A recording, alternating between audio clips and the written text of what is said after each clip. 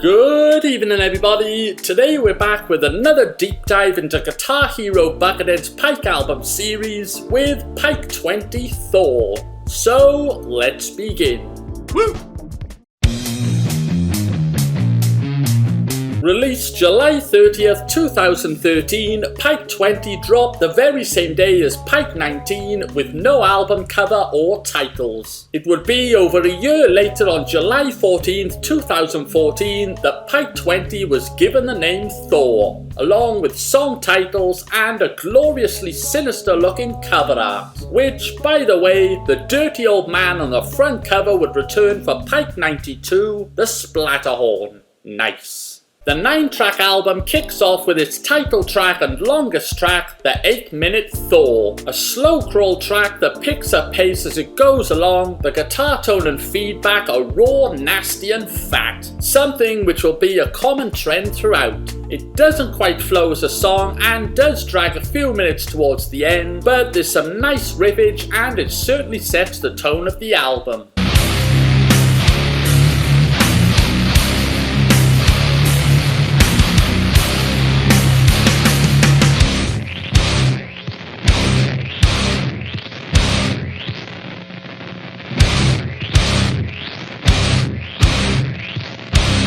Track 2 is the 2.5-minute Melting Season, immediately locking you in with its opening riff. The flow is excellent, really hitting some nice head-banging moments, backed by a solid drum track. Sure, it's not a song that will wow the audience, but it's in and out and enjoyable.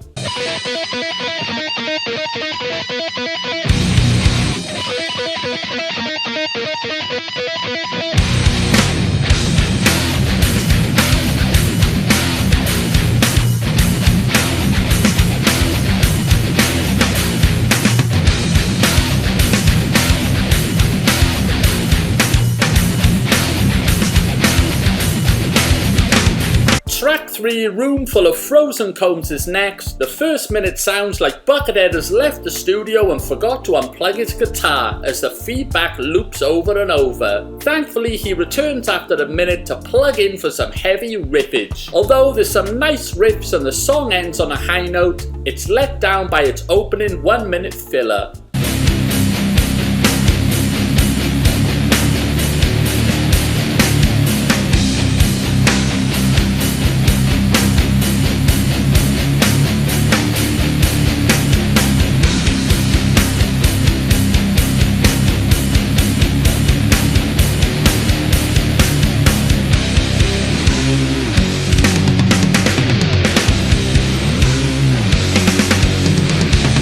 Track 4, Kept in Batteries, is more in line with track 2, opening with a cool riff followed by some nasty riffage. This is raw and angry, giving off vibes of an 80s metal band jamming in their basement. Again, it's not wow, but it's enjoyable and a song that serves well during a workout.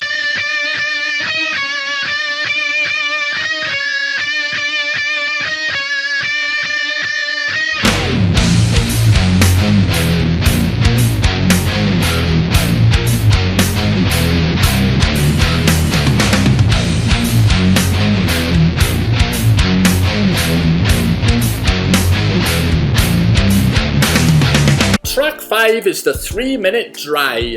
What starts off as more of the same, then hits a highly addictive riff at the 25-second mark, one that's impossible not to bang your head to. There's some more heavy riffs sprinkled throughout, and along with Melting Season, it's one of the more enjoyable tracks so far.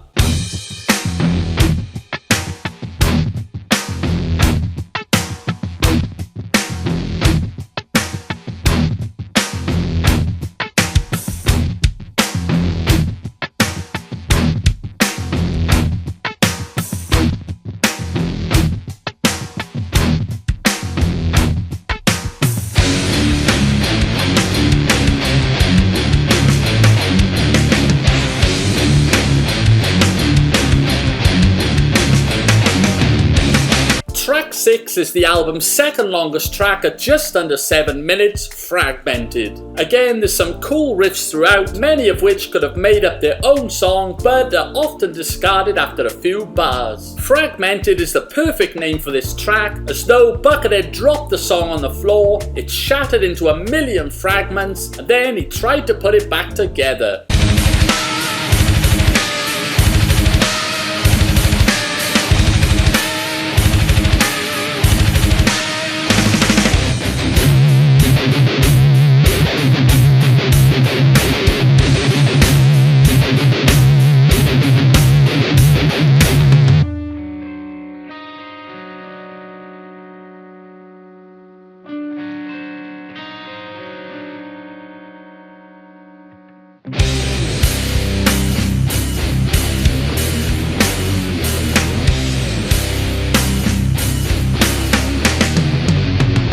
For track 7, it's Dust Filter. This is a far more thought out and polished track than anything previous. It doesn't discard its main riff and instead rides with it throughout. And although short, it's an addictive, enjoyable ride. In and out, good stuff.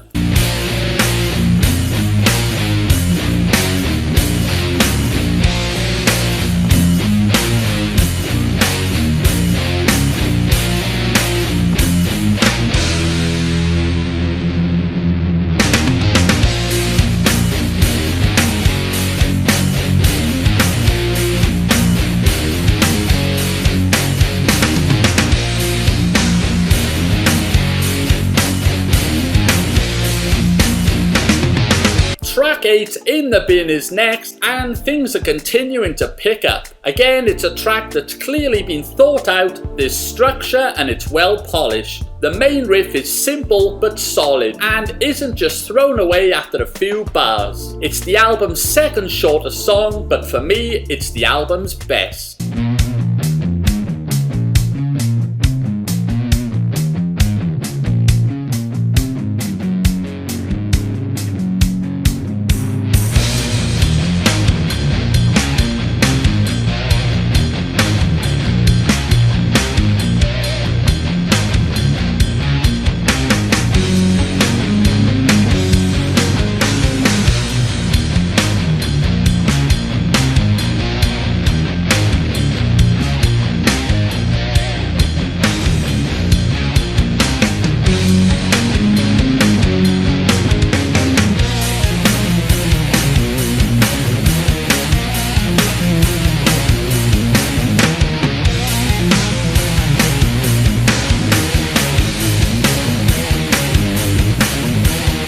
The album concludes with its shortest track, the 1.5 minute Fountains in a Wire. There's an excellent metal riff around the 30-second mark that could have been the building blocks of a solid track, but it doesn't expand on the lick, and instead it's forgotten about 30 seconds later. It's not a bad track, but it's certainly wasted potential and not a strong end to the album.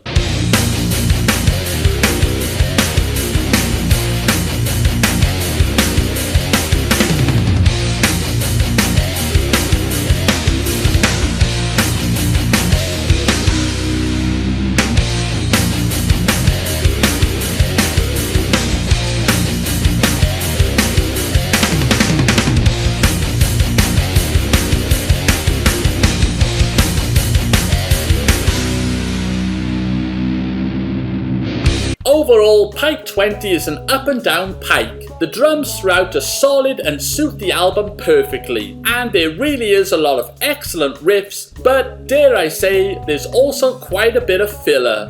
The songs that have structure are far more enjoyable, and it's obvious within seconds which ones they are. Even though it's not a standout Pike, there's 5 tracks that I often come back to, but those tracks only make up 12.5 minutes of the 32-minute album, and that's kind of the problem.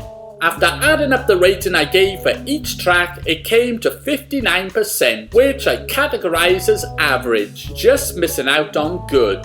You can find my individual song ratings and breakdown on our website natanet.com. So what's your rating for Pike 20? Be sure to let us know.